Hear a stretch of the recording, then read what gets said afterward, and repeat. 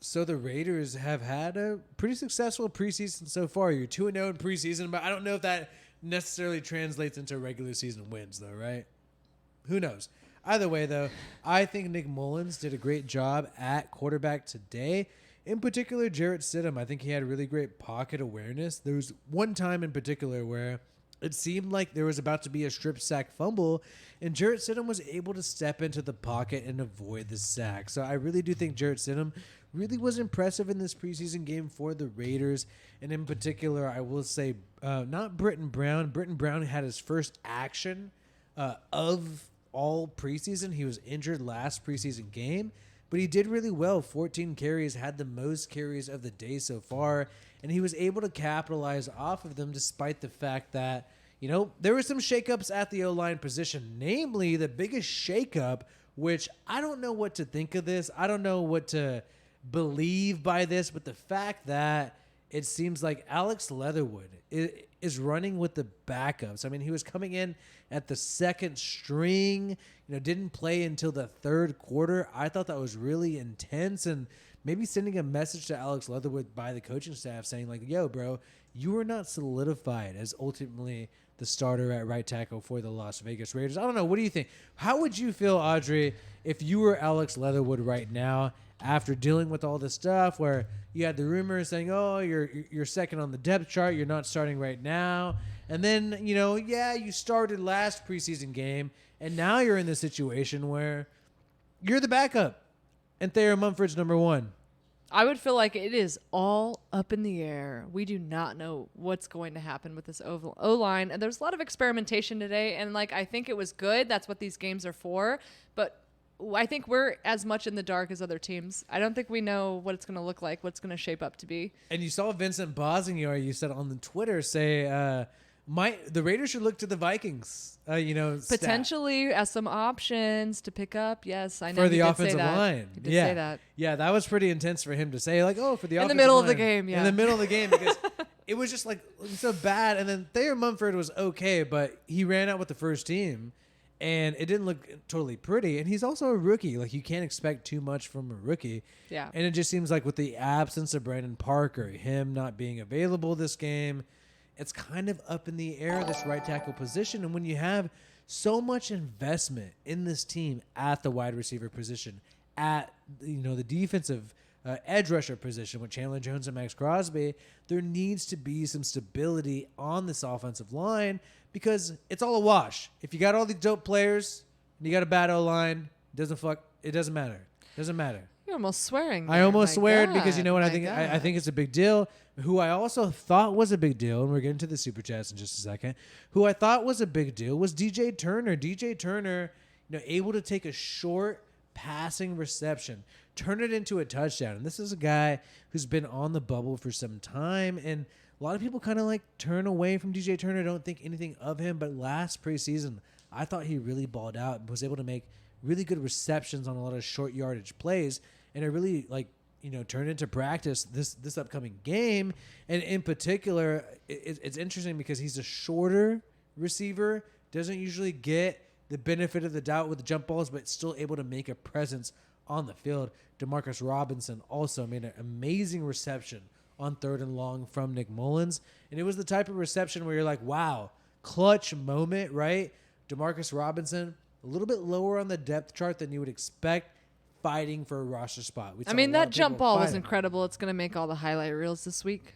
Oh, yeah. Just, quite frankly, out of all the preseason games. It was awesome looking. Yeah, Demarcus Robinson, awesome stuff there. Keelan Cole had another jet sweep reverse. Keelan Cole got rocked on the jet sweep reverse, I believe it was last game. And, he's still fighting for that extra spot and just sort of dealing with the fact that, injuries are going to happen. He was knocked out of the game last time after doing that, that jet sweep. So it was some interesting stuff to see. And then the defense, I would say, as a whole, the biggest problem with the defense in this previous game, this past game, is mainly the D line. I mean, the first string in the defense, or first/second string in the defense, was fine, but once you started getting into the second half, it was really tricky.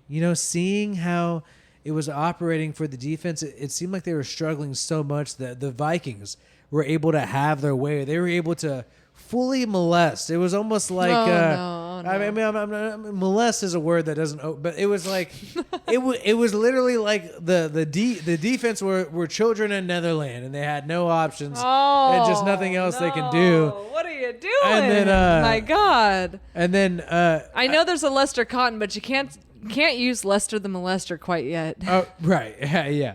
But like, no, really though, I mean, Matthew Butler, Neil Farrell Jr., and Vernon Butler, when those three were in at the D line, I believe Vernon Butler was the nose tackle and the rest were the edges or defensive ends. And then we had the, Sean Bauer and Gary Green at edge, but they struggled. They struggled a crap load. And it really, when we went into the third quarter, the Vikings had over 6 yards a carry, on their rush offense. And it was quite embarrassing for the Raiders, but the Raiders were able to, fortunately, I feel like, have some goal line stands, really good red zone opportunities where you saw people blanket coverage. Kellen Mond tried to extend plays, but the coverage was too good where he had to throw it away, and it forced the Vikings into a lot of field goal situations. So I would say the Raiders secondary, the backup secondary, did a really great job. However, we saw some stuff lacking from the defensive line once we had the twos go in. Britton Brown made his first appearance, really, in this previous game.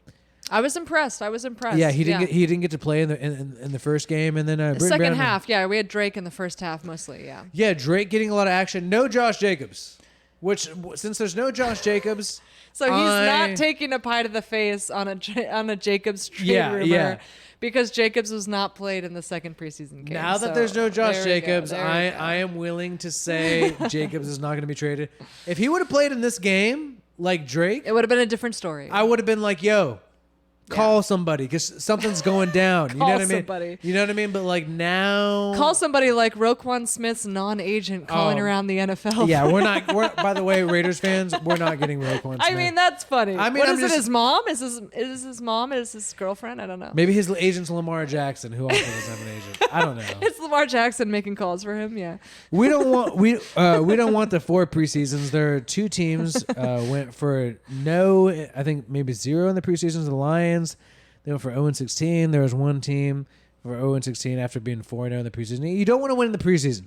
Yeah. Winning in the preseason doesn't matter that much, but still, it's cool. What did we see on the field, though? Like, what is it all about? I feel like what we saw on the field was a lot of talented players for the Raiders in terms of their secondary, in terms of the running back room. I think it makes it seem a lot more solid than you would actually predict.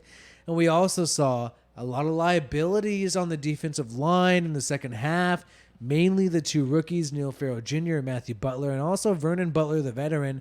And you also saw, a little bit of trouble in this right tackle position. I would personally like for the Raiders to sign somebody, invest. And we know Duane Brown, right tackle, signed by the Jets recently. Cost a lot of money for the Las Vegas, or for the Jets, the New York Jets. They had to pay a decent amount of money for that right tackle. Duane Brown. For Duane Brown. And so maybe these people who are available is people like Darrell Williams. It's a little more expensive for the Raiders to try to roll with maybe sign any one of those guys because it just seems like there's this gaping need. With Brandon Parker available, like I know a lot of people want to crap on Brandon Parker, but with him available, I feel like it makes the Raiders better. Without Brandon Parker, the Raiders aren't as good because you still have an insurance policy. Fighting words there. No, I'm just saying you still have an insurance policy at right tackle. You still have a guy who, whether you like it or not, he's at least started games, right? Like he's at least started games. And Jermaine Illuminor slid to left tackle, right tackle. Number 1, you had Thayer Munford Jr., who I did not think was great. I mean, just based on the eye test, I did not think was fantastic. Leatherwood came in with the team, like the second team. So, like, if we were worried about Josh Jacobs in the first game playing, we need to start worrying about Leatherwood playing with the backups. Yeah. Like, not even like the backups, like the backups. Like, is it done? Like, is it done for Alex Leatherwood? That's what people I need don't to know ask what to themselves. think about the O-line situation. I mean, the Bengals can get to the Super Bowl, and then, Burrow gets sacked a billion effing times Yeah, and has a against the shit Titans. O-line. And you know what? Oh, yeah. Was it 9 times in that game against the Titans? So I don't know if is it just like you think you can keep progressing without a strong O-line? Is it not a priority? Because maybe some of these guys are demanding a little too much money. I don't know what's going on here. I think I think a lot of us, though, a lot of fans, and what I've seen in a lot of comment sections, a lot of people are like, hey, we got to prioritize this shit. Like, come on, you cannot be slacking in this area. So I am a little worried. I'm not going to lie, a little worried. I feel like the Patriots 2.0, which is the Raiders these days. Oh, okay. All right. Don't start. I think they believe their amazing scheme that they have in their mind, could really offset some of the talent issues at the offensive line position. We just haven't seen it borne out in practice because so far in preseason, the offensive line has struggled tremendously. I know. And it hasn't been no Patriots offensive line. So they're going to figure that shit out. Either way, like this video if you haven't already, and subscribe to the Raiders Rundown for more Raiders content. My name is WiFiWillie. Peace out, and I hope you have a good one.